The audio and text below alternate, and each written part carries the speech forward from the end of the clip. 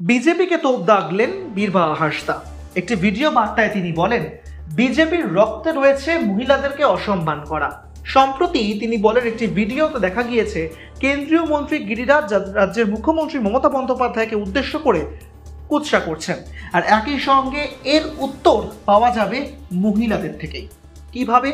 আসন্ন 2024-এর লোকসভা নির্বাচন, আর তখনই মহিলারা এর জবাব দেবে। নারীদেরকে অপমানের জবাব পাবে বিজেপি।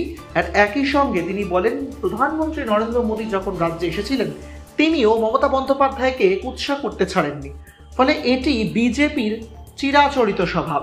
একটি ভিডিও বার্তায় এই প্রসঙ্গই তুলে ধরেছেন বীরবাহা হাসদা। কি বলেছেন তিনি শোনাবো আপনাদের।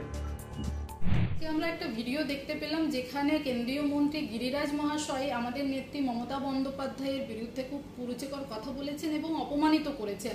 আমি একজন মহিলা হিসেবে কেন্দ্রীয় মন্ত্রীর বিরুদ্ধে ধিক্কার জানাচ্ছি এবং আমরা যেটা লক্ষ্য করেছি যে বিজেপির নেতাদের বরাবরের স্বভাব হচ্ছে, তাদের রক্তের সাথে মিশে আছে মহিলাদেরকে অপমানিত করা, লাঞ্ছিত করা।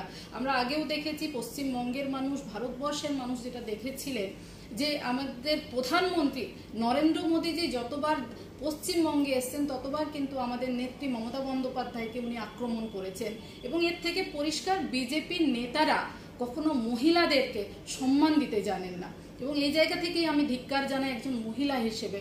এবং আরও একটা কথা বলতে চাই যে 2024-এ বাংলার মহিলারা জবাব দেবে, এই বিজেপি নামক দলটাকে বাংলা থেকে উৎখাত করবে।